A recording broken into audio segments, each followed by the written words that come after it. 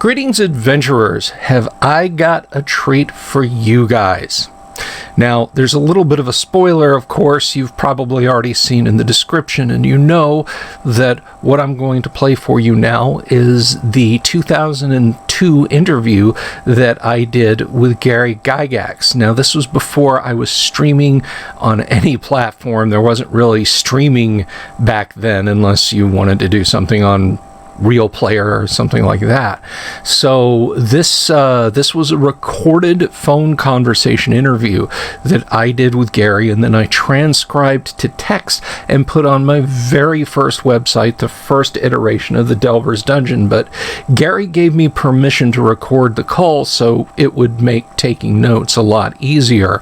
And, well, obviously I held on to the recording, and now I'd like to share that with you guys. I know a lot of folks never got a chance to meet or talk to Gary, and hopefully this can kind of be a next best thing for you. And there's a couple of points I'd like to make. One is that, yes, the audio quality is not great. That hum is not your computer, it's not your phone, it's the recording itself. We had bad analog phone lines in our house at the time. Also, the recording does end rather abruptly. And again, that's not you, and that's not anything wrong with the recording. The PC that I was recording it to, the recording software crashed right then. The last few things I talked to Gary about there at the end of the recording was I kind of jokingly asked him what was with all the pole arms in AD&D and OD&D, and he said that he put those in there because he wanted different armies to have distinctive weapons and be easily identifiable from one another. So there you go. Next time you populate a tribe of orcs or goblins or what have you, maybe instead of just spears, give them guisarmes or billhooks or pikes or what have you. At any rate, I hope you all enjoy listening to this. The little montage of pictures I put on it is so it's not just in absolute silence. I guess I will just stop talking now and let you guys listen and enjoy.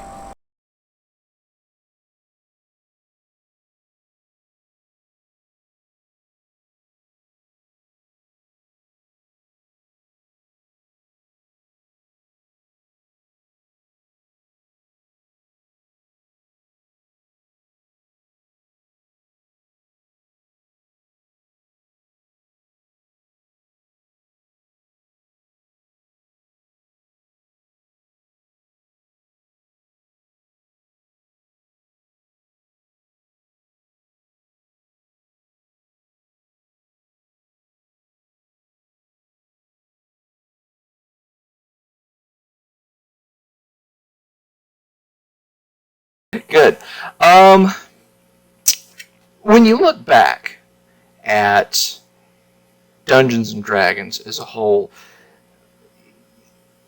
back in those early days there in Lake Geneva, did you think to yourself, this is going to have a huge impact? This is going to be something that just it's going to be not only synonymous with role playing, but kind of synonymous with the fantasy science fiction subculture as a whole? Not exactly. In fact, nobody was even really thinking much about role-playing as the emerging, soon-to-be dominant form of hobby gaming. I looked at the D&D game, as did my then partner, Don Kay, as likely to be the most popular of the various hobby games of military and, board games and so forth, and military miniatures. That we were pretty sure that this would sweep through the whole of the wargaming community and expand into the science fiction and fantasy fan reading audience too. And in fact, early ads by TSR did hit many science fiction magazines and fanzines. So we expect that? Did we have any idea the first couple of years that it was going to become the sort of phenomenon it became? Not until about the end of 1975 did that really strike us. So it took about 2 years to. We knew it was getting bigger, but we had no idea that it would reach, the millions of players. Fascinating. Now, I kind of have to make a confession here. When I was younger and I was first starting to explore Dungeons and Dragons as a hobby, I myself was a little bit confused by the whole, you've got your Dungeons and Dragons, basic Dungeons and Dragons, and then advanced Dungeons and Dragons. And indeed, I kind of labored under the misapprehension that one played basic Dungeons and Dragons until your character got to 3rd level, and then you went out and you bought advanced Dungeons and Dragons, and you went from there. Well, you could do that. That wasn't necessarily wrong. Certainly, you could do that, and it was the level codes on the modules that kind of did that. Your B2 was for character levels from 1 to 3, and then your A1 was for character levels 4 to 7. Mm-hmm. But for some of my readers who may not have, who maybe they picked up Dungeons and Dragons in 2nd edition or even 3rd edition, what was the division there? What was the split between the Dungeons and Dragons game was less quantified. It was more rules light.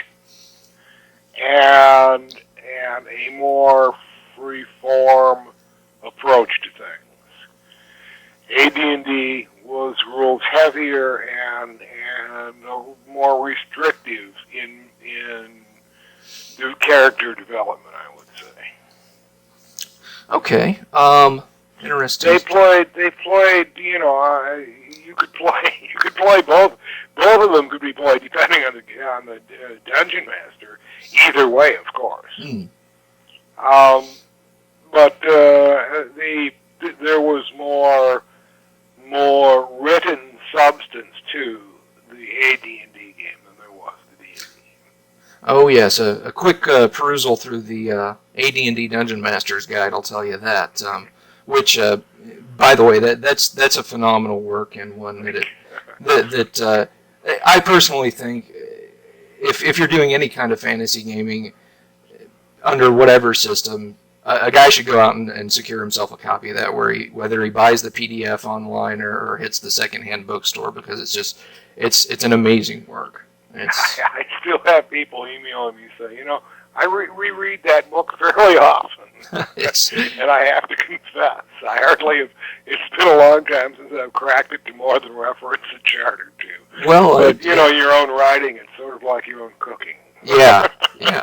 Oh, I do a lot of the cooking around the house here, so I can definitely relate to that. It isn't that much fun to eat what you or read what you. Even if people are raving about it, just like, no. The other guy's stuff is always tasty, or fun to read. Oh yeah. Well, again, I think it's just a hell of a book. But sorry, I lost my train of thought there for a second. I'm just kicking back and relaxing for a couple minutes. Okay, good. As Dungeons and Dragons, or AD&D, the Dungeons and Dragons as a whole matured, right.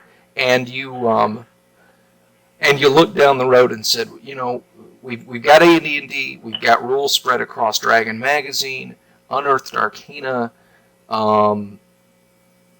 Wilderness Survival, Dungeoneer's Guide, and you moved. Those were 2E stuff, really. Yeah. Okay. Then that's a good lead into my question. Of yourself, how much of your own personal effort went into 2E? Because I know it was around the mid-'80s. Other than the fact that everything that they used was basically based off my original design, Zip. Ah, I see. Okay. I left the company. Yeah. That's looking at the FAQ on your website, I realized that was probably a difficult time, and at least in dealing with what was essentially your baby, you know, and certainly not to detract from the work that others did, but you know, to part company with it and move on down the road. The main thing was it was, you know, there were a couple of things. Number one, the direction of the company was going off in a way that I was very opposed to, with, you know, cheapening of product quality even before 2E.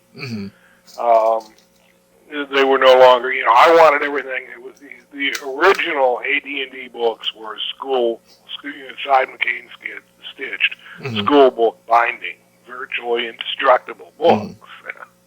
And to save a nickel, I said, guys, we're not selling widgets. You people don't, you know, we don't want to make the most profit. We want to build, you know, long-term customer relationship. You know, we've got great quality products. We always do our best, and that didn't fly. It was much the same with, excuse me, the corporate organization. I wanted it you know, more employee ownership, and the people who had controlling shares did not want that.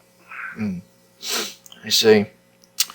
Well, when towards the end there, when you were doing the Dungeons and Dragons entertainment out, I guess that was out in California, correct? Yes, right. Okay, when you were doing Dungeons and Dragons entertainment in Dragon Magazine, a few times you did mention that there was a Dungeons and Dragons movie in the works. Now, as we know, back I think it was '99, that came to fruition. No, that wasn't what I was talking about. Okay. No resemblance. I understand. Lord, I'm leaping away from that turkey. I saw it, and I had a good belly laugh at it. I felt kind of bad for some of the actors, for Jeremy Irons. Well, Jeremy Irons did it to himself. He played Boris Karloff playing his role. He did. You know, it was terrible. You know, and who was the character that played the giant dwarf who kept panning the camera, mugging all the time? You know, so many people chewed scenery, it was hard to keep track. It was just, you know, the costumes were tacky, and it was awful. It looks like they'd broken into a Ren fair over the weekend for that. Yeah, right. But what I was talking about is back then another fellow he's pretty well known in computer gaming circles. Flint Dilley and I had talents and created a proposal and a script outline, and in fact the first act of a movie. First couple of acts, actually. Had it ready to go. I had a meeting with Orson Welles, who we wanted to play the main supporting character, was a villain. And Orson, we had a great meeting. Did you play a little D&D? No. We ate a nice lunch at my maison and talked a hell of a lot for hours. He took it, got back to me on the phone, and said, "This is great." He said, "This is too good." You know what he's saying? Well, could maybe be a TV movie or something. He said, No, this has got to be a feature film. He said, "I'd be delighted to take the role." So we did a little more, and thus armed, we presented the proposal to Edgar Gross, who was then the executive VP for John Boorman, who I wanted to produce and direct. And Edgar Gross, you know, after some, you don't expect control of this. I said, no, I understand the role of the writer in the motion picture. The bottom of the food chain, for sure. But I said, I respect, we will want, there'll be some control over purely game elements, what we do there, just as I had when we were producing I was co-producer of the D&D cartoon strip, the show on television. I had control of the scripts that they didn't go far afield from the game. Right. But that was, it was a delight. The Marvel people and ABC, or CBS rather, who was the network airing it, said, well, you're great to work with. Oh, So, fantastic. anyway, Edgar Gross said, okay, well, I'll take it to John, and we'll see. And we had a second meeting. He said, well, he's interested, but we'll need to know this and this. And then the problem started in Wisconsin, and I had to go back, and that ended that. Mm. You kind of... It also ended a spin-off of the cartoon show, too, that was in the works. There was one script finished and two working. Oh, that is a shame. Yep. They wouldn't. TSR said, well, now you work with us back in Lake Geneva. And Marvel said, we're not interested, and that was that. Oh, what a shame. Was the movie set in Greyhawk or? Yes, it would have been set indeed. It started out in Greyhawk with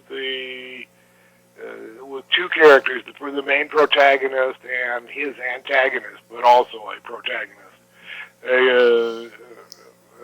who would be a female, both hired by the villain, played by Orson Welles, to bring him the 6 missing parts. He only had one, to the Scepter of 7 Souls, as it was going to be called. Mm. And each was the soul of a world. And when he had them all, he could then rule, these multiple parallel worlds. Right. And so they were trying to find each part, of course, would be found in a different world and would not be immediately recognizable. But, they would get, they would feel it and have to find it from among potential objects. And so it would move into different genres. It was not, all the action would not have been fantasy. Oh, okay. And that's all I'm going to say. Well, it's a true. It sounds like it would have been fascinating, and it's a real shame that didn't. Well, hopefully, excuse me, but hopefully the plot and dialogue would have been a little better than one. I don't quite know how they could have been worse. So. Well, there was a left-handed compliment. Yeah, I understand fully what you. I'm sorry. I guess I could have worded that a little. No, that's all right. It is. I mean, well, no, I've gotten a couple of things that I've seen that have been worse. Yeah. Not to get too far sidetracked into movies, but speaking of fantasy pictures, did you see Fellowship of the Ring? And if so, what did you think? I thought it's the second best pure fantasy film I've ever seen. Really? I enjoyed the hell out of it myself. So that begs the question, though. What's the best? I was waiting for that. I saw Harry Potter just before it, and I was just knocked my socks off. I thought it was really great. Oh, wow, that's great. I thought, for my taste, Lord of the Rings was a little too long, and the flute music and the chanting whenever the elves are around like to drive me crazy. Yeah. I said, no, this isn't elves. They're not Tolkien's elves. They're not bog trotters.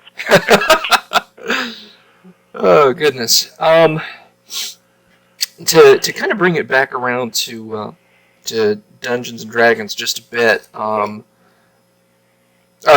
rather to bring it back around to fantasy gaming just a bit.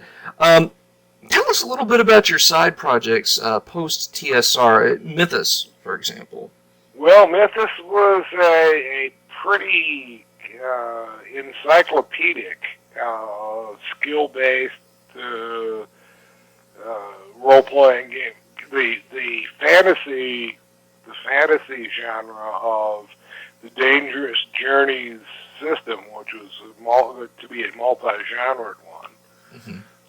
In fact, we had a horror role-playing game done, and the people involved in the project, producers that were going to do, a big computer game and so forth, wanted us to launch with fantasy. When I said encyclopedic, and I mean that, the character generation was very complex, but once you got it done, you were involved in your game persona, and the rules were lengthy, but not mandatory. That you could use, you could pick and choose. You go through and say, "Gee, I don't like that. Okay, don't use it," and so forth. It was just starting to take off nicely, and we were moving toward, there was a demo ready for the computer game,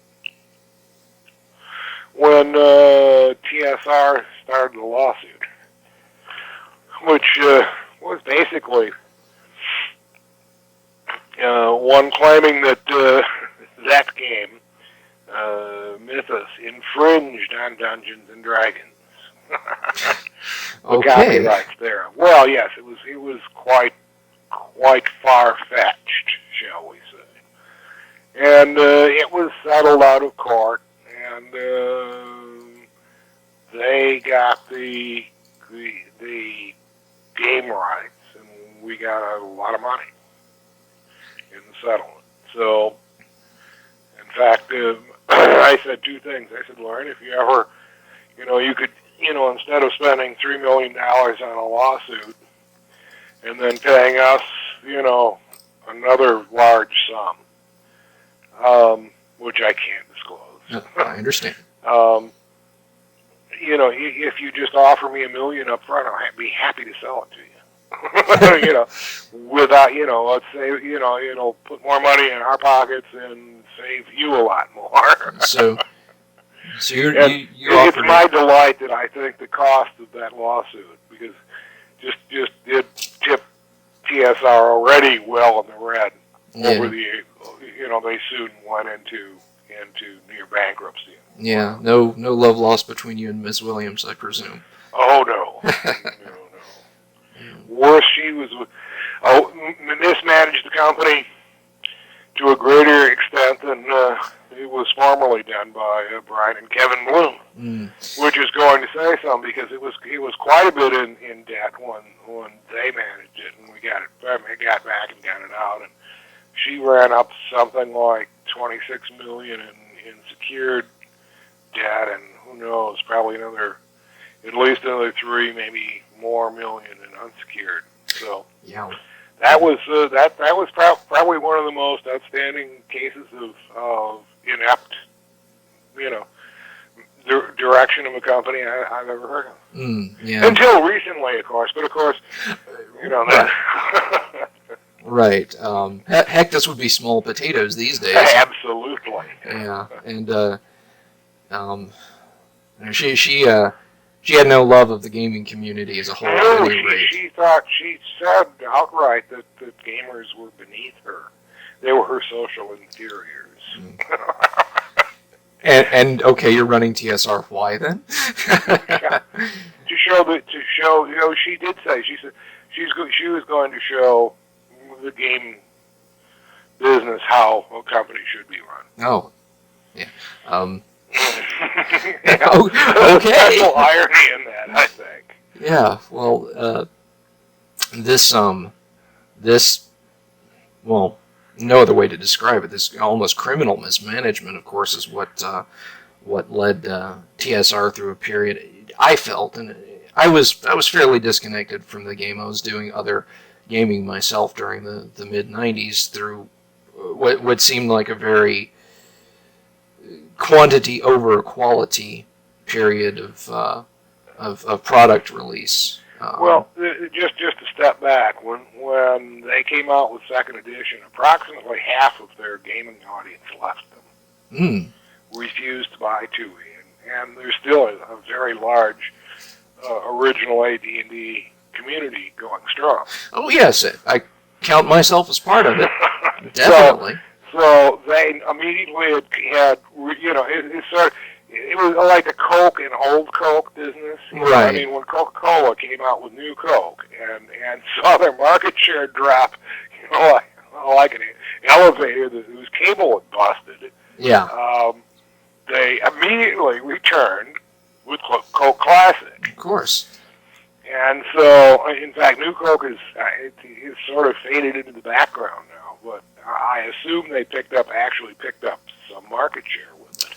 Yeah, but being also a soda aficionado myself, I can attest to the truth of that statement. Never cared for the new stuff. Well, had someone with any business acumen, in my estimation, been running TSR at that time, and when they saw half of their market just disappear, instead of trying to sell twice as many books to half as many people, Mm-hmm. the intelligent thing would have been to come out with new editions of original D&D as well, and say, hey, look, you can go either way now, guys. We'll support both of these marvelous lines. Yeah. And Dungeons and Dragons too. I mean, why not? Yeah. But no. So that and then the people who were doing AD&D second edition made a lot of changes. I think not for any other reason than they felt like making them. Yeah. That I don't think it didn't. It did capture some gamers, but it wasn't a particularly well thought out new edition. On a personal level, did you ever look at it and feel that a lot of the changes made just for the sake of change were kind of purge the Gygax material? Yep. You sure did. You got it. Well, Gary wrote this. Let's get away from that. Right. And hey, if they could have gotten something better, all right. But it was, at worst, it was just a lateral change, and sometimes I felt it was, did quite the opposite. It detracted rather than added to the game. Yeah. Talking on the game a little bit to kind of get to the nuts and bolts with it, if that's okay with you. Looking back at first edition D&D, obviously when anything popular comes out, and I don't think anyone can argue the popularity of Dungeons and Dragons, you saw a lot of just a glut of role-playing games. Just go back and leaf through. It's still there. And it's still there. Now than ever. It's still there, and people are still trying to replicate that Dungeons and Dragons success. But almost immediately, when these other games came along, you had you had skill-based systems coming out. Now, my new system is skill-based. Yeah, there you go. Now, obviously, I think skill bundles, I should say, not skills. Off the top of my head, I don't have the Dungeon Master's Guide in front of me, but off the top of my head, as I recall, there is a mention in the Dungeon Master's Guide. Right, secondary skills. And anything that the player wishes to do, just roll a dice based on whatever stat you think is appropriate. Right. Did you look at AD&D and think, gosh, we need a skill system in that. We need... No, you did not. Okay. No, I don't make a skill system and a character-based system, other than as clearly thieves and assassins have skills. Obviously. And rangers tracking. Within the archetypes presented, yeah, I think that some skill treatments within them would have been, called for. But otherwise, it was just assumed you can ride a horse, you can swim a river, you can read. You don't need all this. This is a heroic, fast-paced action game, and you role play as needed, and forget the skills because it's a class-based system. That was always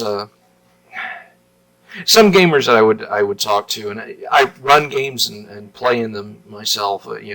I bring up the topic of first edition D&D. And say, oh no, we're not going to play that, are we? That has no skills in it. Well, do you need me as a game master to tell you that you know how to read a book?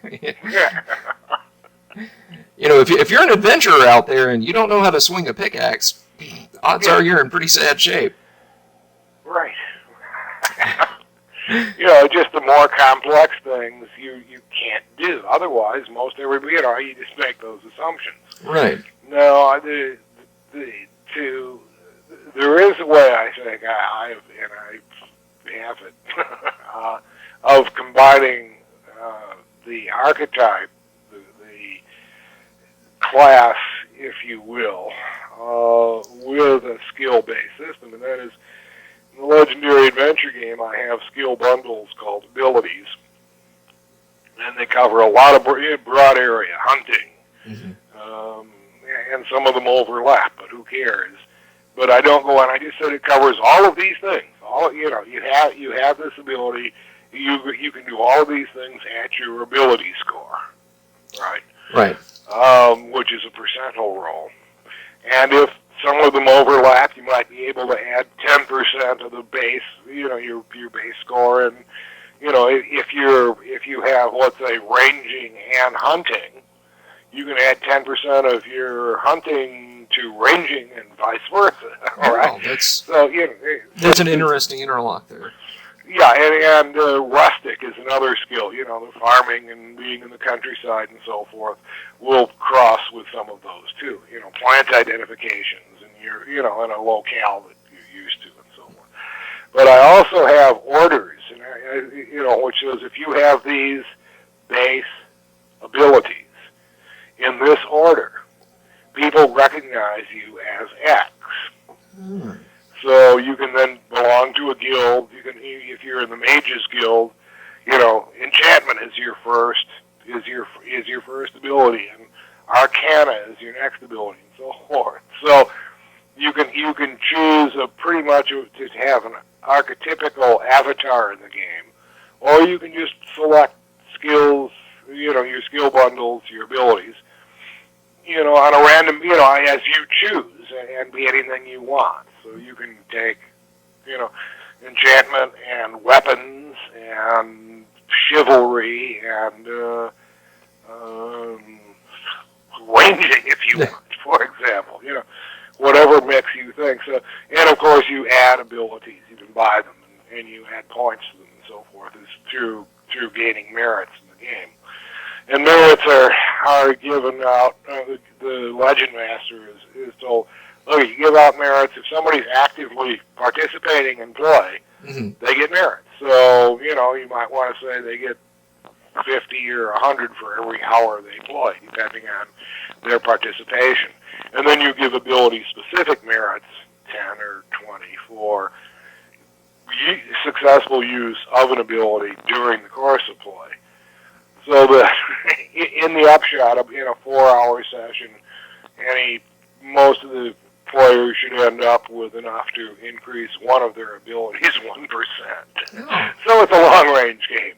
Yeah, it's definitely the slow, steady. You start out with some pretty good scores. Probably about 60 in your 60 percentile in your first ability, and then 60, 50, 40, 30, something like that. Then you have a default fifth ability, which is a mandatory weapons if you don't choose it as one of your 4 main ones. So, but I won't go into that. But this way it does allow you to get both archetypes, which is pretty much the character idea, and the freewheeling, I want to choose what I want to be type guy. Okay. But the mix of saying, this is what, this is the progression and the whole approach to a character-based game system gives you generally a different feel than a skill-based system. Very interesting stuff. I'll definitely have to check out that and maybe give a quick review on the webpage. There's if you get a chance, just go to www.legendary with a J and legend.com. People say, why did you put a J in there? I said, so it's a trademarkable thing, of course. Good thinking. What do you think I can't spell? You're right. I can spell that word, but now I have to remember that when I'm not, to not put the J in what I'm saying. Well, yes, my legend says, and I remember that. Don't use the J. Just tell them it's a British spelling. 99% of Americans won't catch it. Oh. I've seen that, asking, which side they were asking some girl on a television program, some Playboy poser, who won the Civil War, and she said the Russians. Oh, Lord. Oh dear. Oh, goodness. Well, at least some of us are still reading, huh? Right. Do you have a favorite non-fantasy based RPG? Defining fantasy as swords and sorcery and that sort of thing. Oh, I really like Metamorphosis Alpha. See, I don't get to play that many. I imagine not. I get to work a lot and be the GM a lot. Yeah. I like, for example, Call of Cthulhu is fun. I think it's a fun game. Oh yeah, that's a blast. I used to play when there were people doing it. I would play Paranoia. It saddened me, and I talked to them. I said, you guys can make this more than just a parody of an RPG and put some depth into it. And I told them how, which I usually won't do. But they didn't listen, so it's not played much. Mm. Yeah, it's just a simple matter. Say, look, this is a vast conspiracy, and behind all this, there's there are the ultra-violence and the whites, or whatever you want to call it. They're controlling it.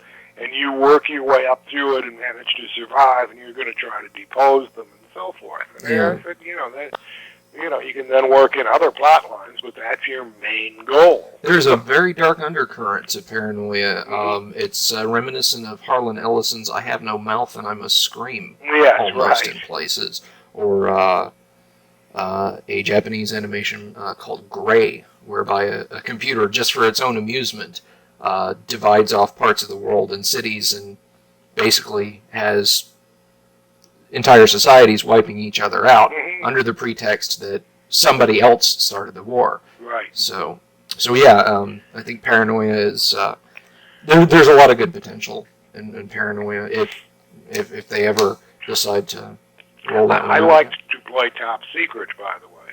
But TSR never supported that game. Yeah, you had a few articles in Dragon Magazine, but I never... Well, they did a few adventures, but they were all over in 2 hours or 3 hours, and there was no... What they needed was an administrator's handbook and things like that to help the game masters build campaigns. I always thought Gamma World was a very interesting game. Yeah, that's why I said I prefer Metamorphosis Alpha. It's the progenitor of Gamma World. Right. And it's back out. Fast Forward Entertainment, Jim Ward, part of which is released it. He hasn't got the supplement though. It's Jim. Where's the part about mutant humans? Oh, you have to wait for the supplement. I said, okay, well, we'll start playing as soon as the supplement comes out, because we all play mutants. Good stuff. Good stuff. Here a couple of oddities that I recall. Well, not oddities in a derogatory way, but Boot Hill and Gangbusters always struck me as being very interesting genres. You got a 1920s roaring crime-ridden Chicago setting, and then you get the Wild West. My character in that game was let's see, Stanislaw Glumke,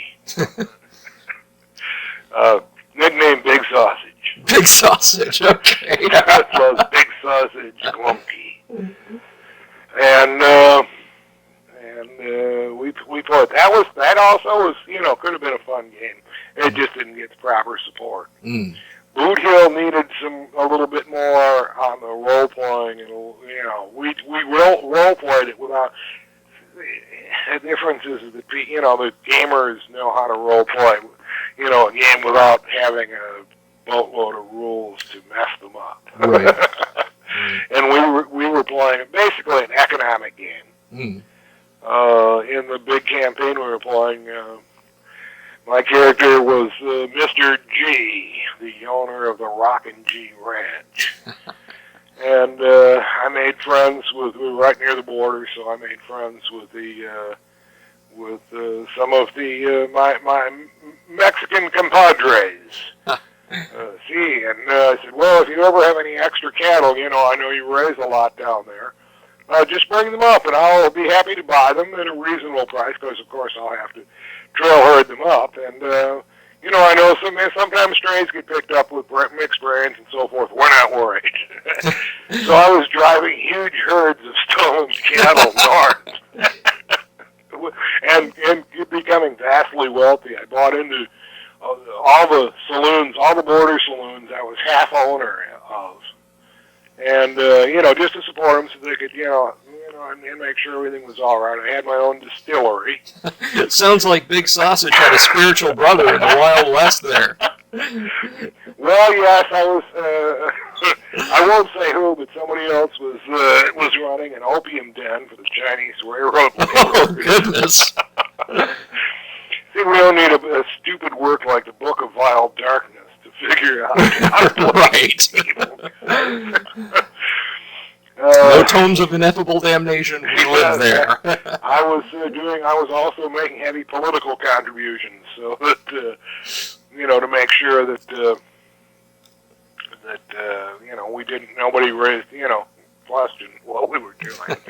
Oh, that sounds like great fun. Oh, it was, yeah. And then of course the game master had bandits come into, outlaws in a little place that were, rustling my cattle and, robbing my places. So I had 50 hands, and I hired a gunslinger because I was terrible. I did really bad rolls. And but I had an Indian that was also a good archer, so he was sending arrows with dynamite on them into the wooden shack. Oh, excellent. We wiped out all this. Yes, look at him, a local hero here. I wiped out all these outlaws who were mainly preying on my stuff. Right. So that was a lot of fun. Oh yeah, that sounds like a real. I want to try. I plan to do a genre expansion for the LA game to get a sort of an alternate Wild West with maybe some magic in there, just so that you could play it either with or without psychic powers and magic and so forth. But in the meantime, I really have wanted to play some of the what's the Deadlands. Deadlands, yes. Yep. Looked like a lot of fun to me. Yeah, the early editions of Deadlands actually had, if I recall correctly, and I'm sure one of my readers will jump on me and let me know if not, but part of the Deadlands event resolution system actually involved playing cards. Oh, yeah. That sounds good. Yeah, you play cards. I hope something like 5-card stud or draw. Which means that I could probably only ever watch it from afar. I'm a terrible card player. Well, I go in streaks. I like to play poker, and whenever I really want to win, I don't. When I don't care, I usually do. So of the non-fantasy, do you have a? Is there a fave one that just?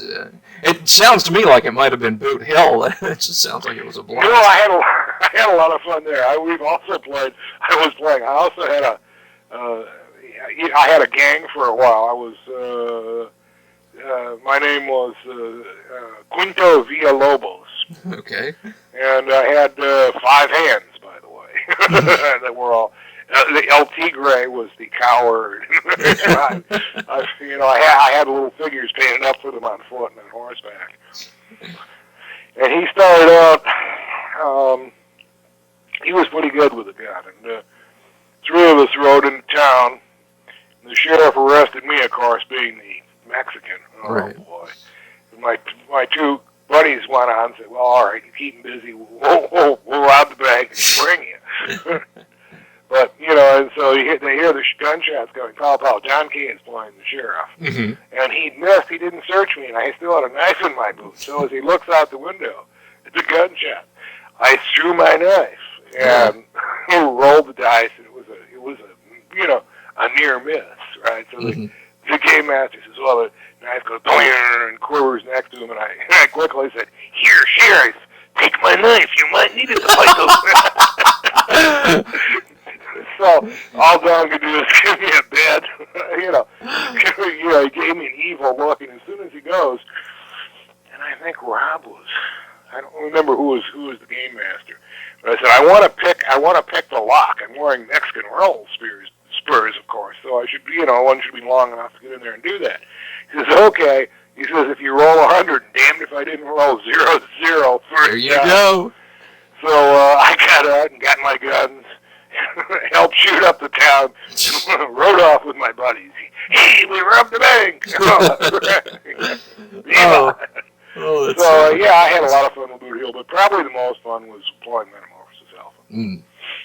Yeah, there's in an early issue of Dragon, my wife was kind enough to get me the Dragon magazine compilation CDs. D&D started out probably a little bit before I was quite ready for it. 72 we started. 72, yeah. But there's an issue of Dragon which discusses a nice crossover, actually. I think it covers a gaming session where you did probability travel intersects with the Starship Warden, and oh yeah, goes from there. Was that how? No, there was. I did one I remember called "How Green Was My Martian," but I know. Yeah, this one was Clockwork Men and Faceless Adventurers. I think. Okay. Yeah. Okay. It was pretty interesting crossover stuff, and of course, in the back of the Dungeon Master's Guide, there is pretty well codified rule set to bring your favorite gunslinger into Greyhawk, or take your paladin to the ruins of New York City. Yeah, we did that easily, without just that's just there to help you. You could ignore it, but yeah, we had we didn't take the whole thing. It wasn't like too serious either. I mean, right. In fact, Mordenkainen's last active adventure was about 2 years back in the Starship Warden. Oh, there you go. Well, by last, you just mean the last time you played him, or was... Yeah, well, last active adventure. Okay. He, just before that, I can't remember, just before that or just after, he helped some lower-level guys against a pair of ancient white dragons. Goodness. It was a piece of cake, because he used all our word stun on one, and had alerted them, saying, look out, it's probably hiding invisibly nearby the other one. So they were using, dispel magics and spotted the other one, and nobody got lost, and they were all happy. Oh, it sounds great.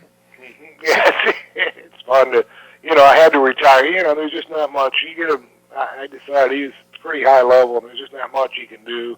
And I surely, you don't want to get your best and favorite PC killed. That's about the only. Either you go into really horrendous adventures or you retire. That brings us to an interesting point. One that I was going to ask you about some module specifics. And you touched on one of my favorites. That it's one of my favorite modules that I've never gotten a chance to play, and that's Queen of the Demon Web Pits, Q1. Okay. When you go after Loth, you go after Fork and Tongs, and you have to off a demigoddess. Well, sort of. Well, sort of. And I myself. Honestly, I don't know of anyone who's ever successfully played that module, gotten to her Spiderness's spaceship and been able to take her out. Right. Which is as it should be. Right. I mean, I will say that I have overheard many a conversation and read many a discussion thread in Usenet where, my character after he did one-punched Loth, then he hopped on the back of his chariot being pulled by 3 ancient gold dragons and rode away. Yeah, right. I'd like to introduce you to this module called Tomb of Horrors. Yeah, that's, if they can fudge that, somebody said, well, I killed, somebody was very saying, oh yes, I killed T-Men. I said, wow, how did you get through the, probably 300 or 400 dragons guarding her? Yeah. And what guards? Yeah. Oh yeah, she sits there and waits for. Oh yeah, here's some party of adventure. Yeah, she patiently waits for the adventurer to act, then she acts, and back and forth. No. Right. Mm-hmm. No. You know those 8 heads she's got, or what is it, 5 or 6 heads she's got? Yeah. She has 5. Yeah, 5. Each color. Exactly. It would be very, very, very tragic for any party squaring off against her.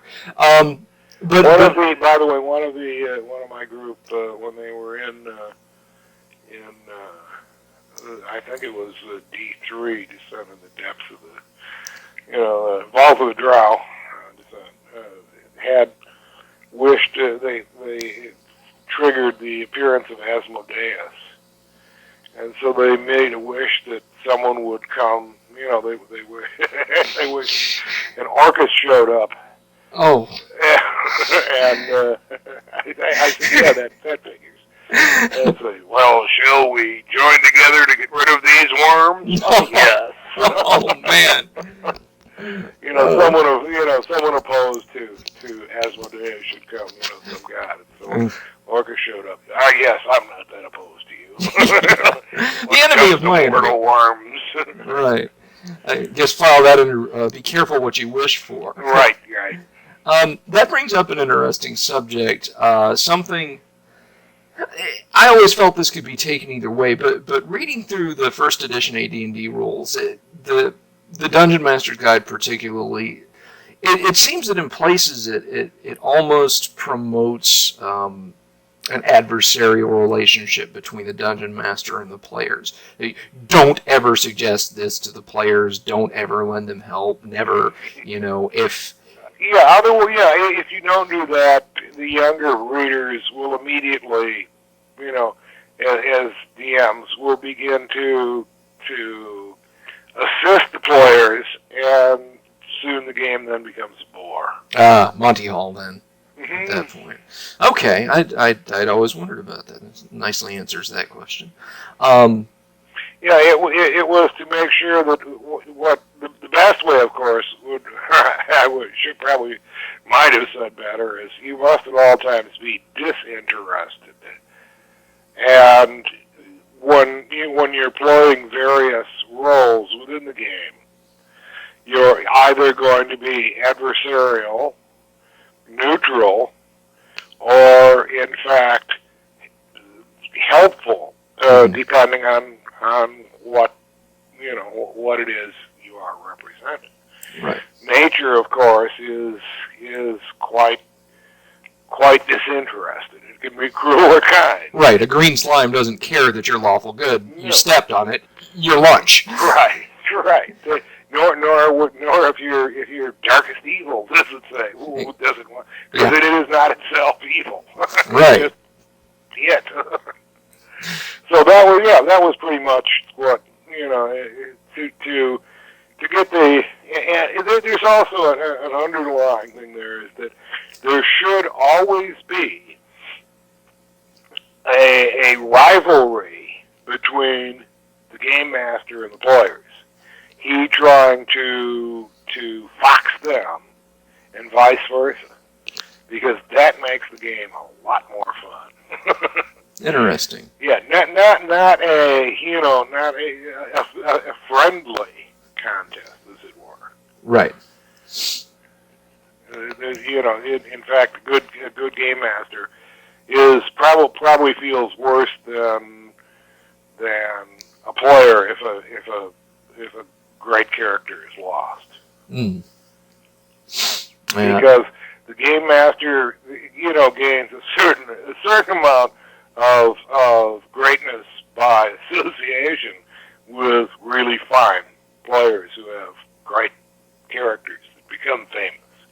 Oh yeah. The group I game with is a great bunch of guys. I've been gaming with them for about 15 years now. I could tell you some stories about some DM versus players, but Oh goodness, it probably eat up the rest of the day. Um, Touching real quick on the adventures of Mordenkainen and Tensor and those other folks, was there ever a was there ever a published module, or even before it became published, that you'd say, yeah, that was my favorite. I loved running through that. Again, I ran most of them, didn't run through too many of them until long after. Well, either way. Mordenkainen's Fantastic Adventure, of course, was one that of course, adventure I did, Rob ran me through. Mm-hmm. But most of the published stuff I was game master for, not playing in.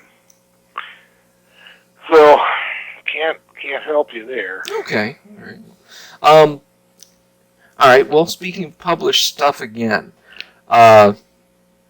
this is one I'm dying to get the story on. So, Tomb of Horrors, S1, the character killer, the player grinder, the module that strikes terror into even the most munchkin-y of players. What? Wait till they try to grapple us, but anyway. Okay. Oh goodness. What? Just needed a good, tough module for some of my better players. Okay. All right. Well, that kind of sums it up nicely. Just needed a good, tough module for some of the better players. And it was, there are places that Mordenkainen has decided he wouldn't go to. And, the Tomb of Horrors is one of them. Well, Robilar actually got in there. And when got to the very end, and when Sessarak, the Demi-Lich's skull is beginning to rise, mm-hmm. he scooped everything he could into his bag of holding and ran away. And I said, well, that's a victory. Probably the smartest thing. Yeah, he didn't care about it. He was, by that time, Robilar was playing a lawful evil character. He didn't care about killing the Lich. We also had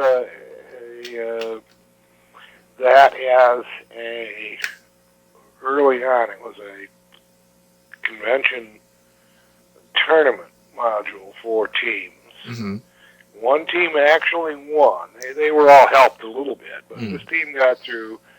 I think they'd lost only 1 or 2 of 5, and they got rid of the Lich with tremendous ease by putting the crown upon its head and touching it with the wrong end of the scepter. The crown that's on the throne with the secret door behind it. There you go. And you touched it, and the Lich goes into powder. Gone forever. They won. I said, I didn't even think about that one. That's a great one. Neither did I. I think the closest I've ever heard anyone getting to it was they had the magic user before they touched the skull. They ignored the ghost. They cast rock to mud on the pedestal on the little dais that the skull was sitting on. Everything sank into it, and they cast mud to rock. Mm-hmm. And then basically just sealed them up and said, well, you're not dead, but you're not going to bother us. Right. So. Yeah, Dispel Magic will work just as well as you don't have to reverse the spell. It's cheaper. Mordenkainen discovered that long. Rock to mud, Dispel Magic, and it's back to rock again. Yeah. And of course, another good one is Stone to Flesh on a stone golem. Okay. On a wall or whatever. Silly question. Stone to flesh on a rock. Mm-hmm. You cut it off, you cook it, you eat it. What happens? No nutrient value in it, I'd say. Okay. What's in there except, some very little nutrient value. That's interesting. That's one that had been bouncing around my head for years. And you mentioning the stone to flesh kind of brought it forward there. Well, we were like eating popcorn or something. Yeah. Yeah. Okay. Yeah, that makes sense. To kind of hit you with the People magazine-y type question, being at the very least a semi-famous guy, is there any downfall to it? I mean, there are times when you want to just go to a con and just hang out, or Yeah, it is difficult. Unless there's a few cons. If I show up at a small local con, and I can probably get away with just some gaming. But otherwise, yeah, there is because people want to come up, they want to talk to you, they got questions to ask, you want autographs, and you can't really play and right. So that is definitely a drawback. Yeah. I really don't mind it, but sometimes, in fact, it's an honor. I feel privileged, that somebody would want my autograph. Yeah. I don't think it's an imposition. It's just when I want to play games. It is an imposition because I want to play. I'm just like any other geek. Right. Come on, man, I want to play my game. Well, along the same lines, just an aside, I wish this was a face-to-face interview because I would love to get your autograph on my DMG. There, I said it. Some place, I don't know. Let's see, I'll be in Biloxi in March and out east in April. Well, maybe I can get together with you then. But along the same lines, I'm sure you may have heard your share of rumors about Gary Gygax. Oh, some of them are really funny. Okay, that's great. Hit me with some. What are some great Gygax rumors you've heard? That I said women have no place in gaming except to bring milk and cookies. And I said, what on earth? I said, not only was my daughter one of the two original playtesters, and then my other two daughters has played as D&D as well, but I don't particularly like milk and cookies. Now, if it was like beer and potato chips, it would have been more believable. There you go. Oh, I don't know what other. That one is one I always thought was particularly funny. I've heard I really didn't write anything at all, but other people have always written my stuff. Oh, okay. Whoever it is has a very strange style. Unfortunately, they're still around after a lot of years, but those are the main things. Then there's let's see, what else? Yeah, those just that I really am. I'm a terrible egoist. Don't talk to anybody. I don't know. That's.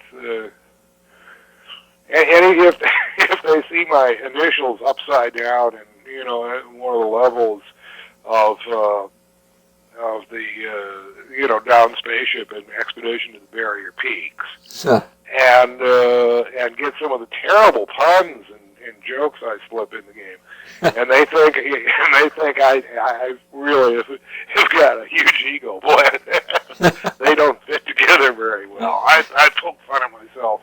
Like my online Nick, Colonel Play-Doh. I mean, just. Oh yes. I mean, I don't take myself or gaming seriously. I have a fair perspective on what it is. Although Gail hates it when I get back from a convention. It doesn't feel great to be living with the world's greatest role-playing game designer.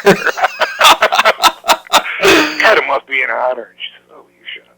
It was really worse because I made some curry the other day, and my friend Joe Martin, who's the cartoonist who does Willie and Ethel and Cats with Hands and Mr. Boffle and so forth, came over and he says, "Damn, Gary," he says, "that's the best curry I've ever eaten anywhere." So when Gail got back, because she makes curry too, and I said, "Gail, not only am I the world's greatest game designer, but I'm the world's best curry chef." I hope the couch was comfortable, Gary. She's used to my living with me at this time. Oh yeah, that's great. I lucked out in that respect myself. I married a geek girl, and hopefully we will have a geek daughter here in a couple of months. So. Oh yeah, start them as soon as possible. Absolutely, I smile approvingly at all parents wheeling children in strollers and buggies through the gaming convention, saying, "Yes, never too young." Well, that's an interesting thing because I would say, just numbers-wise, the largest generation of geeks is coming into the point now where we've got kids. You know, we have to plan our gaming sessions around. Oh yeah, feedings and changings. Right. Yeah, I see that a lot in the late 20s and early 30s gamers that are. Because we grew up with AD&D. Mm-hmm. That was what we stepped. Oh, I know some second generation guys already for sure. Yeah. That their sons are now teenagers playing. I'm waiting. I don't think I've seen a third generationer yet. Yeah. Other than me, I have a grandson that has played some D&D. That's great. Have you had a look at 3rd edition Dungeons and Dragons? Oh yeah, I did a critical analysis for Wizards of the Coast of the PHB and DMG. Okay, can you talk a little bit about that? What do you think? No, I can't say. It was for them. I understand. Well, without launching into those details, then just overall, do you think it's a good? For my taste, well, first of all, I must say that it is an incredibly well meshed system. Although it's rules heavy, to try to change the systems is really virtually impossible. Mm-hmm. It is so tightly done. Yeah. So in that regard, I take my hat off to them. There won't be much tinkering with that system.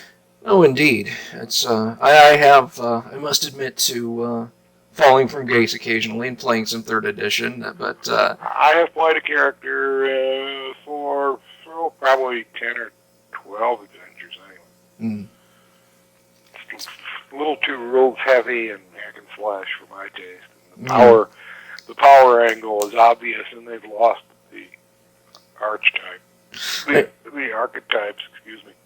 Well, one thing that brought a smile to this gamer's face was when I was leafing through the Dungeon Master's Guide was the 3rd edition Dungeon Master's Guide. That is, which is pretty well written. Your play example is in there.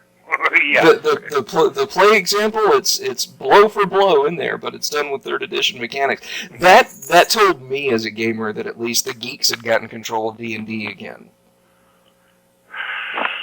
Well, they might have. They're mostly gone. Yeah, that's kind of a.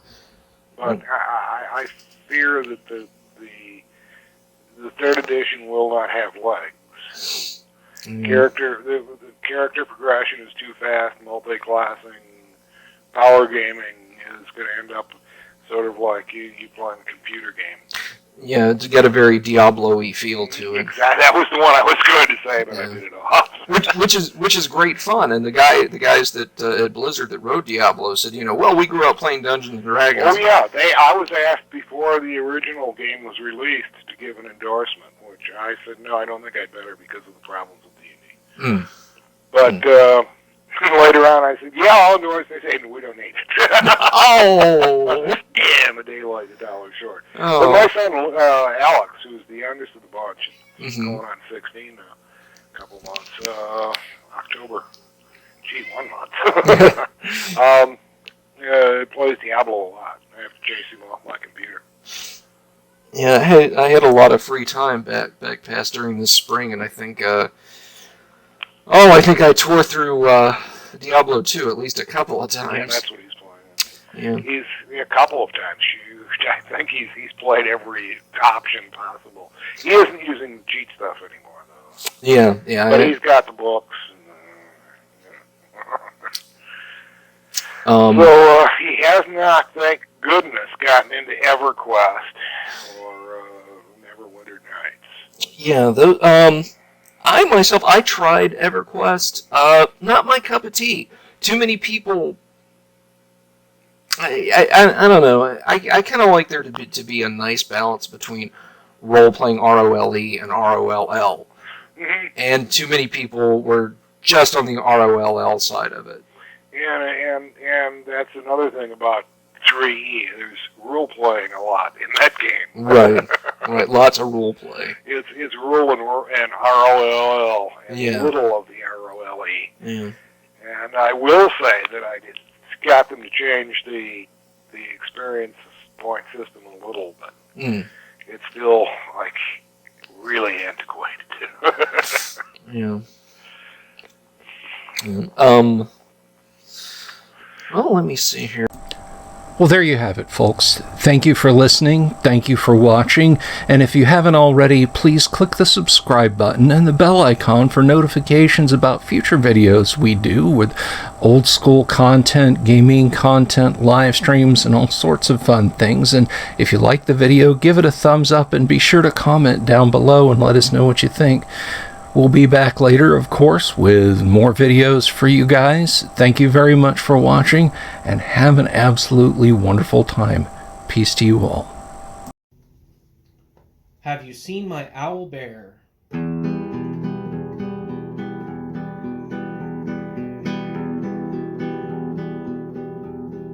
Here's to all the weirdos everywhere in the woods and in the air. Have you seen my owl bear? Should I shave off all my hair? Bobs are all around, some live in tunnels underground. Some are fat, some are rich, some are sleeping in a ditch.